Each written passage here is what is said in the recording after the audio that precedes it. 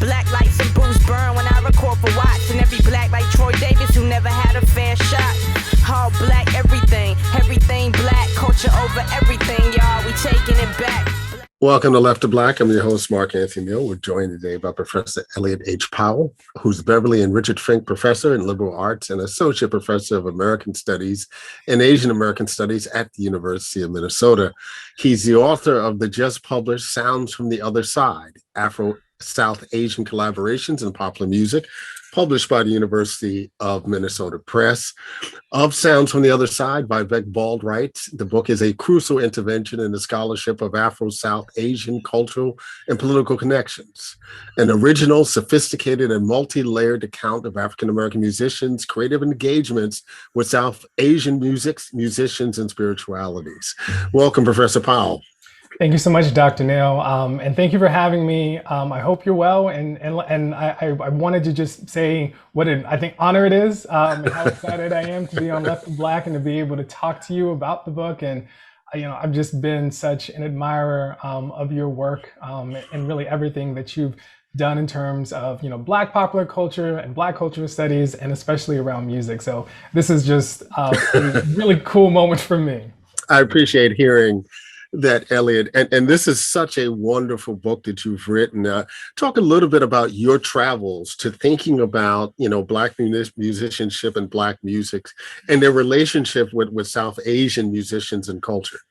Yeah, so this is my first book, and so it's my tenure book. And what tends to happen, right, is that the tenure book is based off of the dissertation, and this book is, but it's also it's deeper than that. I say that the seeds of this book actually started when I was in college.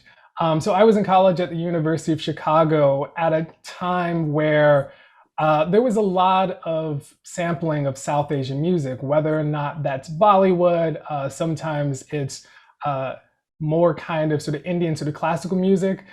So here I'm thinking of songs like Missy Elliott and Get Your Freak On. これからみんなでめちゃくちゃ踊って騒ごう騒ごう Get your freak on, get your freak on, get your freak on, get your freak on, get your freak on, get your freak on, get your freak on. Here I'm thinking about Truth Hurts and Addictive. Returns my pages, he's got me anxious. He's what I waited for, he keeps me guessing. Beyonce and Baby Boy.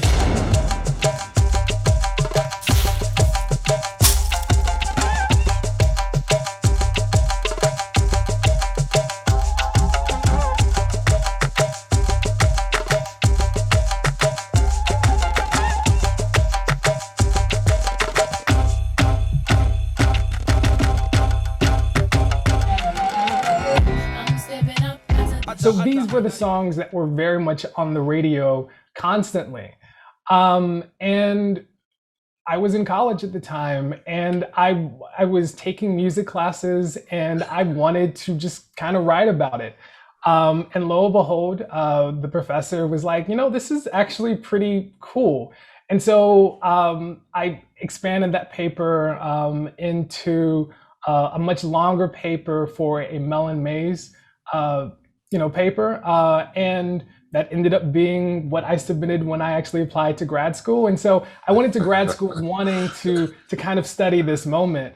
And then as I entered grad school, I started to realize that the kind of contemporary moment, these kinds of sampling of South Asian music, these kinds of collaborations, right? I'm also thinking about a song with Jay-Z and the Punjabi MC. As soon as the beat drop, we got the streets locked overseas. A Punjabi MC in the rock. I came to see the mommies in the spot. On the count of three, drop your body like it's hot. 1, young, 2, you, 1, 2, 3, young Hoser. Right, that was a particular kind of collaboration. I was like, oh, this is really cool. But what I found out as I was doing graduate work is that there's a much longer history here. And so when I was in graduate school, I started to tease out some of that history. And in the book, I think it's a fully kind of excavation of that history. The book is really where I really am trying to trace a genealogy. I think the dissertation Didn't do that kind of work. I think I was still trying to figure it out in terms of the dissertation, but for the book, really for me, it's about tracing this very rich and robust history of these kinds of entanglements, of these kinds of collaborations between really Black culture and South Asian culture as they took place in the US from really roughly the 1960s up until the present. You know, it's interesting. You mentioned Truth Hurts, which I remember a great deal. And of course, the other references you make, the Jay-Z song with MC Pujambi, right, which became a marker for Jay-Z of his kind of cosmopolitan identity that he was developing at the time. And I think you make a crucial intervention early in the book for us to distinguish between the kinds of appropriations and interactions that we see amongst white musicians and South Asian music and Black musicians and artists in South Asian music, right? We typically look at what Black artists do and apply it to the same rubric in the way that we read white artists and thus white supremacy in this context. And you suggest that we need to think about these as occurring in two really different kind of cultural formations. Right. And I mean, that's part of the reason why the book is entitled Sounds from the Other Side, is because I was getting actually really frustrated, not only talking to folks about my book project, right? This is when I'm still kind of researching and writing it, but also just very much in the scholarly literature. When these discussions of folks like Missy Elliott, of folks like Jay-Z, of even folks like Coltrane, there would be this impulse to think through those sets of interests, those sets of entanglements as being similar or being in the same conversation, as really resonating with what the Beatles were doing in the 1960s, what the Rolling Stones were doing in the 1960s, and what Madonna was doing in the 90s. And I was thinking, this can't actually be accurate, right? This doesn't feel right, right? It just didn't feel right to me. I was like, there seems to be really something drastically different going on. One of the reasons obviously is we're talking about or for me, I'm talking about collaborations that are occurring between two marginalized groups, right? Right. I'm not talking about a white, non-white kind of thing. I'm talking about a Black and South Asian thing. So that was one of the reasons why I wanted to push back against that narrative. And the second reason is when I actually talk to artists, and I spent a lot of time interviewing various artists, Madonna never came up in the conversation. The Beatles never came up in the conversation. The Rolling Stones never came up in the conversation. Rather, right, when I was talking to a guy named Bill Petaway, who is a studio musician, he's known for his work with Timbaland. He's also known for his work with Toni Braxton and others. When I talked to him about really Timbaland's own interest in working with South Asian and South Asian American artists, sampling South Asian music, his first response to me was, well, I think we have to go back to John Coltrane. Yep. Right? He didn't say, well, I think that what Timbaland is doing is similar to what Madonna is doing. He didn't say, we have to think about the Beatles. That never came up in our conversation. That's the thing. Over how many years, over a decade, probably plus, that I've been researching this, none of the artists who I focus on the book are thinking about white artists. They're just not. It just doesn't exist in the archive. It doesn't exist in the interviews. It doesn't exist in the research.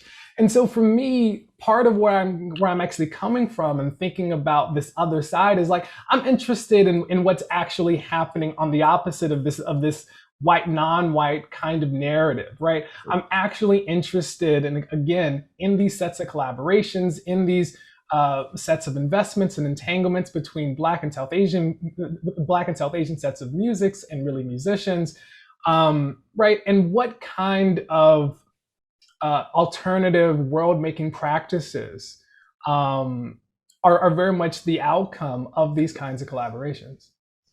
The analytic that you introduce in the book, the other side of things. Can you unpack that a little bit for our audience? Yeah, so the other side of things, it goes into how I kind of responded to your previous question. The other side of things is this analytical framework that I put forth that I use as a way of describing the imaginative space that is enacted and expressed through these sets of collaborations between Black and South Asian musicians within US-based, Black popular music.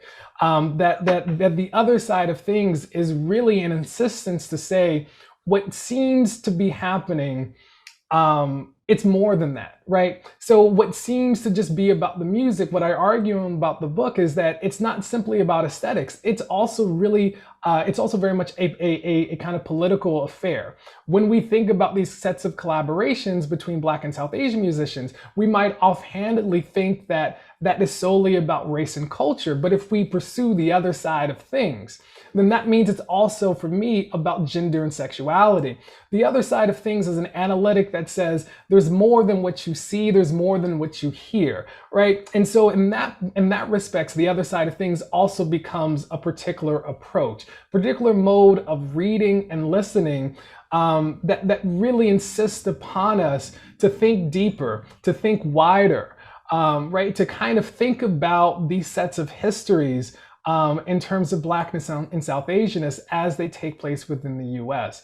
And so for me, this becomes the power of really pursuing the other side of things, not only as a reader, as a consumer, but for me, also the cultural producers. These own kind of Black musicians seem to be thinking through and working with South Asian artists, South Asian aesthetics, South Asian spiritualities in a way that's also having a very much kind of political impact here. And so that's how I want readers to kind of think through the other side of things, right? It's very much an analytic, it's very much a kind of reading practice, a listening practice, but it's also a way that I'm also trying to describe the larger and broader meaning that's being made out of these collaborations. The two heavyweights in the room throughout the book, of course, are Miles Davis and John Coltrane, right? And there's a way, obviously, when we think about Coltrane's interaction with South Asian music and the culture, there's that period of time when Coltrane's sound is really this embodiment of his search for spirituality and an other side of things, for lack of a better way to describe it. And you connect a lot of this with both Davis and, John Coltrane to, what you describe as Black queer aesthetics and sociality.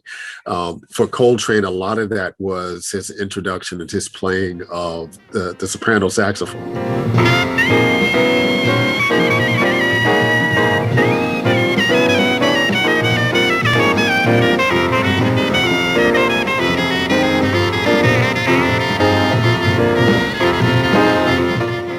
And that great line about the soprano sax being the James Baldwin of the horn sounds, right? And there's, you're using queer in this context very deliberately in a bunch of ways, right? Not the obvious ways, but the way the soprano saxophone queers John Coltrane's sound, right? From the sound that we think of as naturally his sound, right? And then to think about it in the context of Miles Davis, and the way that you describe this moment for Miles Davis in the early 1970s, Greg Tate has talked for years about how On the Corner, really was the framework and the blueprint, right, for hip hop, right? At least in the context of the mix, right. And Miles trying to find a way back into Black youth in a period of time that's being dominated by James, that's being dominated by Sly and the Family Stone, right, and folks like that. The interview that he does in Downbeat in '74, where they ask him about Al Green, right? And his response is, if Al Green had one tit, right, I'd marry him, right? So it's right. It's an interesting moment around this kind of idea of Blackness and queer aesthetics and Black queer aesthetics. Mm-hmm. What was it about Davis and Coltrane in particular that drew them to these sounds, right? Was it simply just to expand what they could say musically, right? Or was it something else, right, that was drawing them to, the reasons why they drew on to South Asian culture and music? Yeah, that's a fantastic question. I don't know if Coltrane and Miles were going to them at the same, in terms of the same kind of impulse. I think one of the things for Coltrane, it seemed as if he was, and I talk about this in the book, he was searching for what he called the life side of things, the life side of music. For Coltrane, there seemed to be a dissatisfaction with with the way things were. He was searching, as I think we all know, something higher, right? He was searching for something higher, something deeper, and he was trying to figure out a way that he can connect different sets of musics and musical sets of traditions and spiritualities that could transform not only people but social structures, that could transform the world. And what became key here for Coltrane is, in fact, that he saw something, felt something within South Asian music, within sets of South Asian kinds of spiritual kinds of traditions.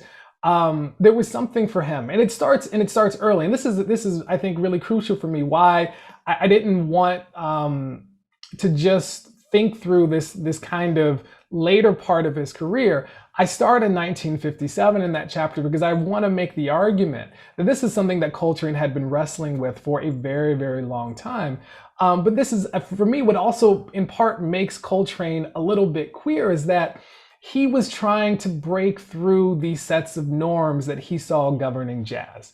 And those norms in jazz were also very much becomes tied to a particular kind of jazz man kind of archetype and aesthetic.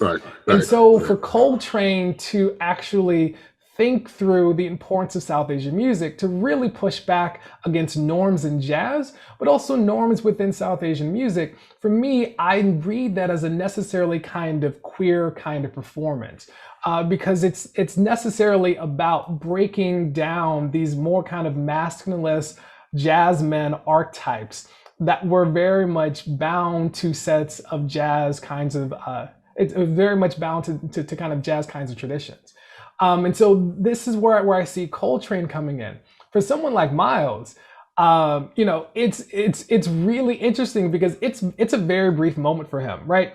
This is a moment where Miles starts to test out a working band with South Asian musicians. This is around 1969, 1970 when he's kind of doing that work. But he's not sold on it yet. Right. It's not until 1972, and it's only in 1972 that Miles is like, okay, let's actually record something. Let's go on tour with this. Let's do something with that.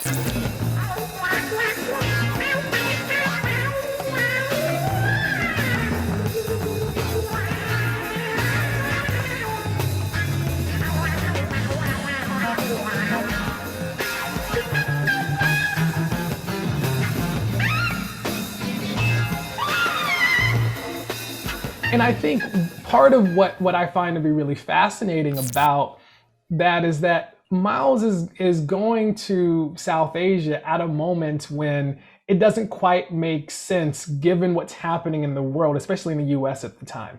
That right. If you were trying to tap into Black youth politics, the moment to go to South Asia was actually the 1960s, right? Miles is really late in hitting it in 1972.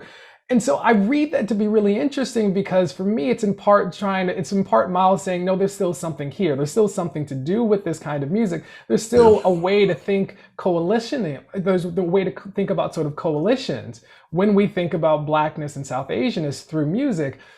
And yet and still, right, what makes that album even more fascinating for me is also the queerness of the album cover, right? I do this reading in the chapter of the album cover where there's this guy who's off to the side. And I remember the first time listening to it and then looking at the album cover, and I was like, you know, the album cover is very much a kind of depiction of the street corner in some very kind of normative and explicit ways, right? You got sex workers, you got pimps, you got just people just hanging out, right? Right. But then there's this guy, right, who's off to the side. And I remember thinking about, I was like, how am I going to read through this? Because for me, I was like, he reads as queer to me. He reads as queer on the back cover, right? He has the midriff, there's the pinky, he's side-eyeing, right? There's a way that there are certain kinds of Black queer gestures going on in the cover. Right. Even trans gestures, right? Right, exactly. Yeah. And so when I ended up interviewing, Corky McCoy, who actually did the album in terms of the illustration, right? I remember trying to figure out a way to ask him to talk more about that character. And so, I sat with him with the cover because he had sketches of the cover. And so, we were talking about the different kinds of characters. And I was like, so like, there's this guy who's off to the side. And he's like, well, I'm gonna tell you why he's off to the side, because that's where we push gay people. And I remember just being like, oh, that's a chapter right there. Where I was like, you got, this is it. This is like, it's confirmation, but it's also just what that means in 1972, right? What that means in 1972 for Miles Davis to pursue doing an album that's about, for Miles, about Black youth, about Black politics, that is having musical sets of allusions and uses of South Asian sets of musics. And then on the cover, which Miles approved, right? On the cover, there's a queer figure. What does that mean for us to think about Black politics in 1972 as imagined through Miles Davis, right? For me, the power of an album like On the Corner is how it actually perhaps expands, gives us new ways of imagining a kind of Black politics that, as I argue in the book, is built around the corner, built around folks who are pushed to the corners of society. It's Black people, South Asian people, queer people, more and beyond, right? This is where I think is for me, becomes a really powerful thing about an album like On the Corner. Let me follow up, with Coltrane and Miles about their uses of South Asian musics. To what extent do you have any indication of how Miles responded to or reacted to, Coltrane's use of South Asian music, when he heard it, if he had any commentary, and how much of Miles's import of South Asianness into his music in the 1970s really had to do with him being also in this moment of plugging in, to the electric sound that wasn't something that was part of his framework, say in the mid 1960s?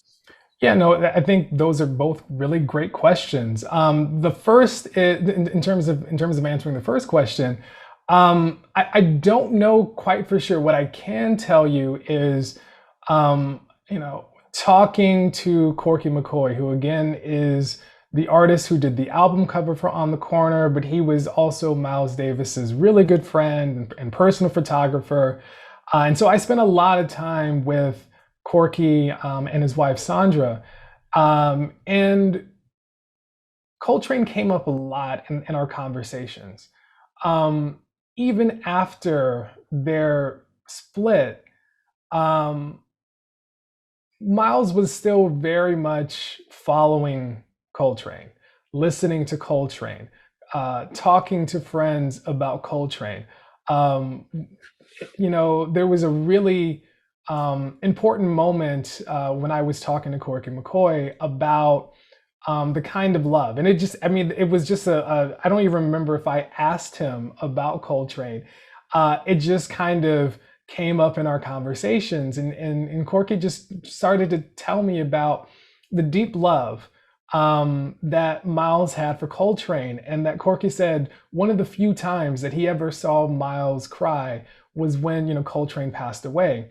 And so there's a way that I'm almost certain, even though I don't have the kind of evidence, talking to Corky and Sandra McCoy about the relationship, about the kind of love that Miles still had for Coltrane. There's no doubt in my mind that Miles was very much aware of this work involving South Asian music that Coltrane was doing. To respond to your second question, I think, this is in part what might have actually been, this might have been driving Miles to do this work with South Asian musicians and bringing more South Asian instrumentation into his music, is the kind of electric sound that's happening. I talk a little bit about the book that you start to hear in certain R&B and soul music, especially Philly soul, the use of the electric sitar, right? Especially Tom Bell was really known for kind of doing that kind of work, thinking about the stylistics as well.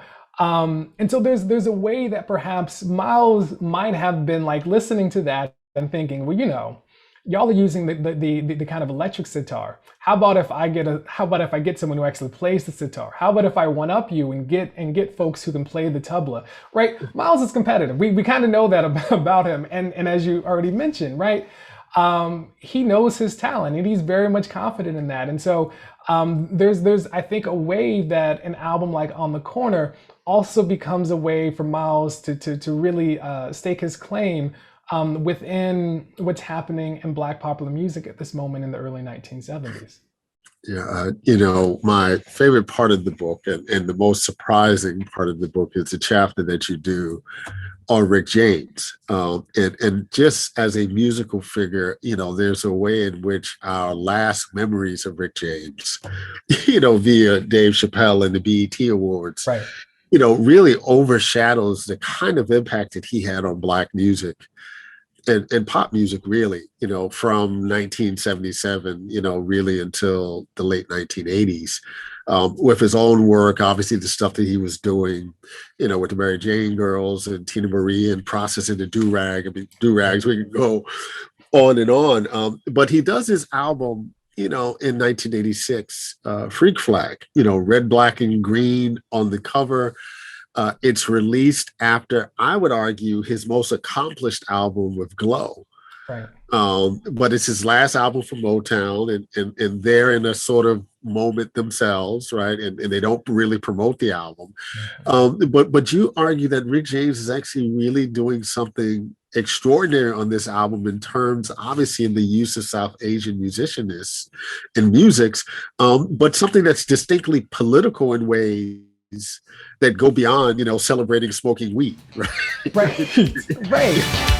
Today, we, the people of the United States of America, are engaged in the invisible Third World War. It's only invisible because we don't see or really want to hear what's going on.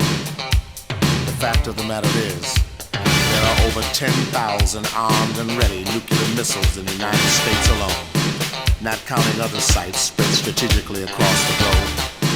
And it only takes a few hundred to guarantee total destruction. Funk in America. Yeah, no, I mean, that's 100% true. That's, when I've, and I'll be, honest about this. I actually stumbled on that album. It wasn't an album that I actually knew actually existed. But there was just one summer. There are these moments that I have where I'm like, I want to exhaust someone's catalog. And so I was just really listening to the entire Rick James catalog.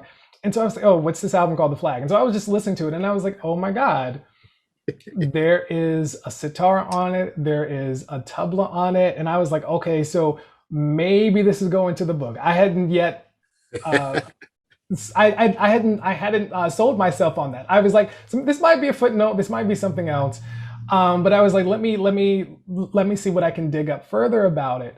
And so I'm listening to the album more, and I'm blown away with how the album is also very critical of Reagan, how it's critical of the Soviet Union.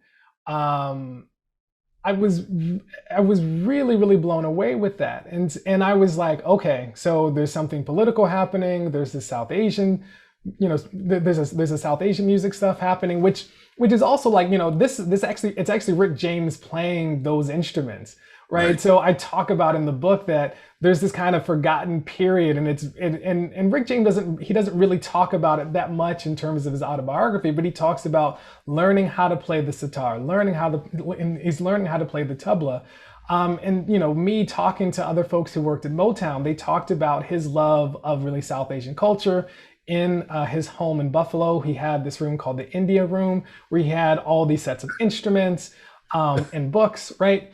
And so, but Rick goes his entire career without incorporating that. It's only with an album like The Flag where he does this. And I'm like, okay, this is interesting, right? Why actually do this on a political album? For me, it ends up echoing a little bit of an album like On the Corner in that respect. But the album's also doing, I think, even more than that, right? Because what we also see on the cover, right? We have the red, black, and green, but also the red and black with the diagonal is an iteration of really so it's an iteration of really the anarchist flag as well. And so there's this kind of Pan-African move here. There's an anarchist move here. There's a critique of Reagan. There's a critique of the Soviet Union. There's South Asianness happening. There's a lot, right? And so for me, then the album becomes really, really rich. And right, the freak flag, freak obviously going back to super freak, but the freak also being something that's sexual, right? And so for me, I was like, okay, so now there's something erotic. Now there's something possibly queer happening. And so when I started to actually talk to folks who worked on that album, when I started to really doing the research on the album, I thought, what does it mean in 1986 to make an album that centers a figure like the freak? The freak who really resonates within, Black communities in terms of anti-Blackness, but also really sort of South Asianness, as being deemed freaks, as being deemed really sort of perverse figures. Obviously, freaks is something that resonates in queer studies as well. And so, and this is a moment in 1986. We are 5 years into knowing that the AIDS epidemic actually exists, right? We know that the AIDS crisis exists here. So for me, what does it mean to create an album that centers the freak, that centers on this particular kind of body that shares resonance with Blackness, South Asianness, queerness, right? And then on terms of the album cover, right, you have sort of a kind of allusion to sort of anarchists, to kind of really to Pan-Africanism. Right, for me, what Rick James ends up doing with an album like The Flag is really helping us think again about sets of coalitional politics in 1986, when Reagan is really wreaking havoc, not only in the US, right, but really across the world here. And I feel as if that particular album gives us a blueprint for a way of organizing in 1986 that doesn't allow for really that actually doesn't allow for kind of division. It doesn't allow for these kinds of pitfalls that you might see in terms of organizing, right? Rather, it seems as if we organize around something like the flag, that gives us a more kind of broad base to actually galvanize, to actually sort of build sets of coalitions. This is where also in the book I draw on Kathy Cohen when she thinks about thinking about queer politics as one's own kind of relation to power versus a kind of homogenous. She thinks about it as about being basically sort of one's kind of relation to power than a kind of homogenous kind of identity here. And what's important to that for me is that the freak is the one who actually speaks to one's own kind of relation to power, right? How, again, the freak as a figure is necessarily binding Black sets of cultures and communities, South Asian sets of cultures and communities, and queerness. And so we see that reflected on the album. And so that's why I think the album becomes really, really important to think about in this moment. Why it becomes important, again, in a moment in 1986, when Reagan is just, again, really sort of wreaking havoc across the world and really affecting and making more vulnerable various sets of communities. That it becomes important in terms of addressing that. It might be something like the freak. The freak might actually be the answer here. Yeah, it's, you mentioned the Reagan piece. I mean, 1986, that's the summer of Iran-Contra, right? So we're having these conversations at this time. I think sometimes when we think about Black pop in the 80s, the natural connection is to think about Michael and Prince, right? Because they were, these extraordinary figures. Michael only releases 2 albums right.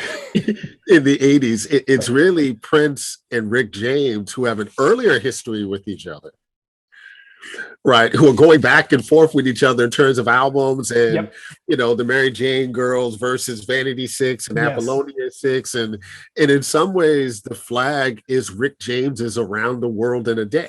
Yes. Yes. right? You know, where he's kind of pushing the boundaries. And I made a mixtape in 1986 that has Slow and Easy on it.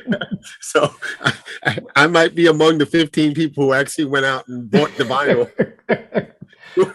You know, it is just really just fascinating, because I think you're right, that really the flag becomes his own version of really around the world in a day.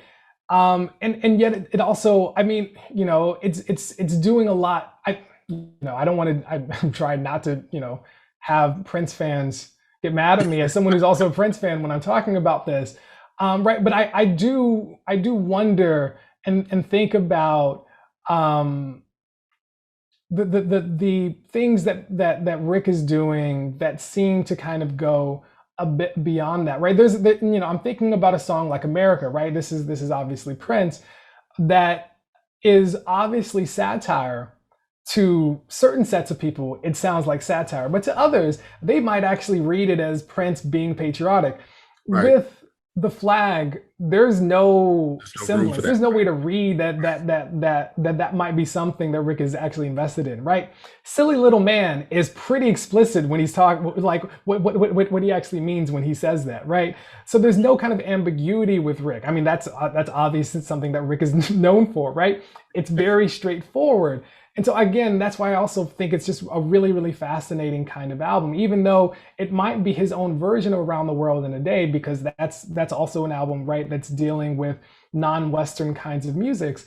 You know, there's a particular way that I think Rick's own approach is very straightforward, very critical, and staking a claim in a way that I think Prince being Prince, especially at this moment in 1985, is playing with audiences. Rick, he's not playing any games, right? He's telling you how things are in 1986. Right. And Motown is clearly like, we're not doing this with you.